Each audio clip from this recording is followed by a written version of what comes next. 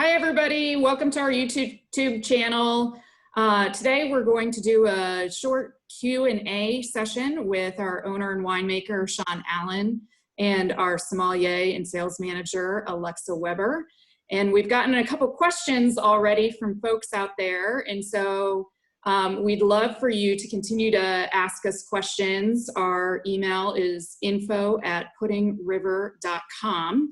But I'm going to throw a question to Sean here first. We actually got this question from a couple different people about how they react to wines and allergic reactions, and possibly that there's more sulfites in US produced wines than overseas, like in France. And they tend to get harsher hangovers from those wines. So if you could just explain to us a little about all of that and the perception that American wines give us worse headaches and hangovers. Yeah, I'm kind of skeptical about that because I really honestly believe that in the winemaking process, at least, we use the same amount of sulfites. Typically, red wines have less sulfite use than white wines do in production. And we're all using sulfites, but they're relatively low compared to other products, that you can eat or consume. I have a feeling that it's really the alcohol level, because I think in general European wines are much less and lower in alcohol than our ones here are domestically. Often our red wines can be 15 to 16% alcohol, and a typical French Bordeaux would be 13. So it's quite a bit of difference. So that's my theory, I guess. That's and that's why you get a worse hangover, and I think so. Thanks. So next, and that question came from Christine and Chatrain, both from Virginia. So next question is for Alexa. Just generally, can you give us some advice on food and wine pairings? I know we're heading into grilling season, and folks tend to drink cab, something heavier in the wintertime with burgers and steaks. And Janie from Oklahoma wanted to know, what are some recommendations of lighter wines that you can pair with on the grill meats? Sure. Well, we are heading into the summer season, and we are heading into rosé season. So just like you would maybe drink a cab with a steak in the winter, maybe you would drink a rosé of Cabernet in the summer, right? One of the main things about food and wine pairings to keep in mind is that you want to match the intensity of the wine with the intensity of the food.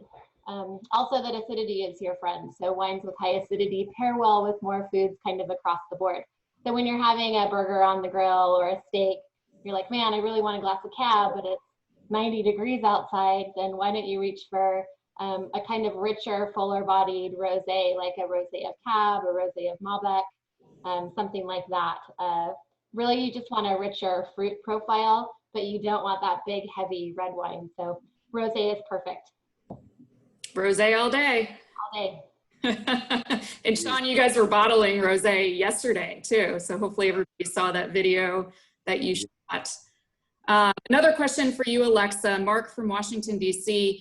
actually asked a couple of very good questions. We're going to take one this go round and then maybe do a separate video on his second question. But he wanted to generally understand the similarities or differences between old world and new world wines. If you can just kind of define that. And Sure, absolutely. So the main difference obviously is geographic.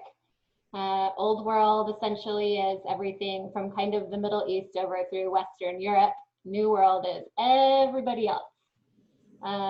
So there are a couple other factors as well.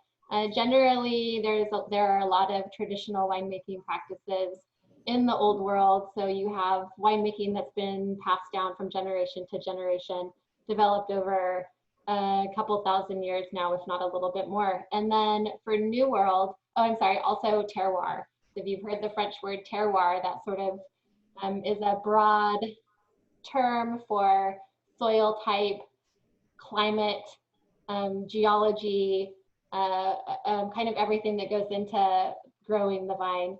And that makes a big difference. The way the land was formed in the old world is much different than it was here. So as far as differences go, generally old world wines are, like Sean was saying earlier, lower in alcohol, lighter in style, higher acidity, and they can be more earthy and savory. And that kind of all has to do with the fact that Europeans, and especially old world, they make wine to go with food.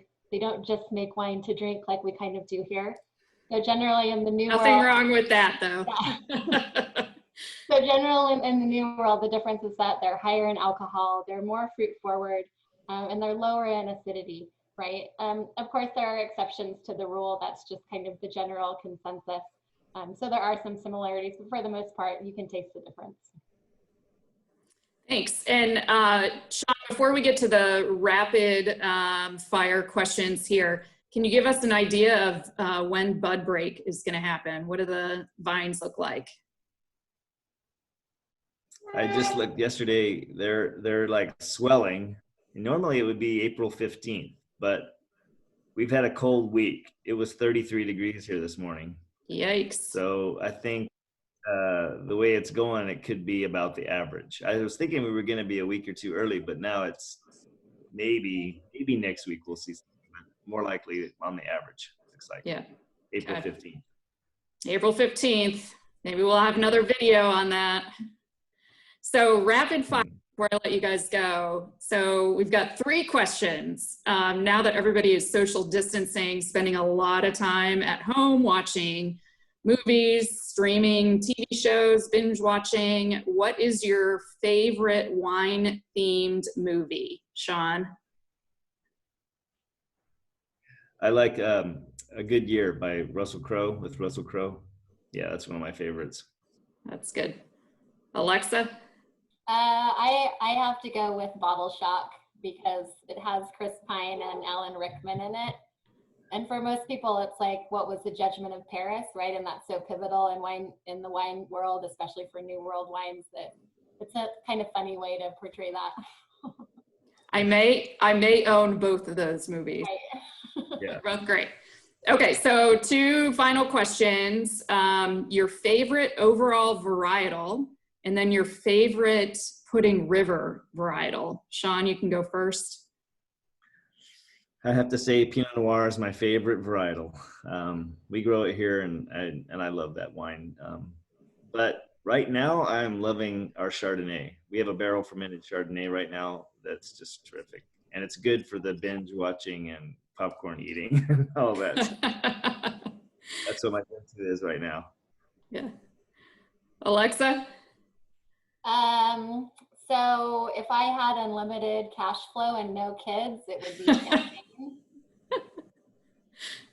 But I guess some of my go-tos, I'm kind of obsessed with everything Italian, especially Southern Italy. And I have always loved Syrah, so it's a go-to. For whites, probably Albarino is like my desert island white wine. But it depends on my mood. It depends on my kids' attitudes that day. They'll make a difference. How about your favorite of Sean's wines? Oh man. Right now I really like his 15 Reserve Chardonnay. It just is really nice and balanced, and it's got a little bit of tropical fruit, and it's kind of super soft on the palate, so it's really textural. But I have drank a fair amount of his Syrah too. Yeah, you do like the Syrah. I have a visual here. This is my favorite of Sean's. My favorite varietal is Cab, so that kind of tracks along the lines. So before we get going, just want to give a PSA that we still have curbside pickup. So give us a call, text us. Also local delivery by one of these wine experts in Salem and Silverton areas. And we're revamping our online store. So hopefully soon you guys who are elsewhere in the country can place some orders and we'll get those sent out. But we hope to do this again, and please send us your questions at info@puddingriver.com. Thanks. All right. We'll see you.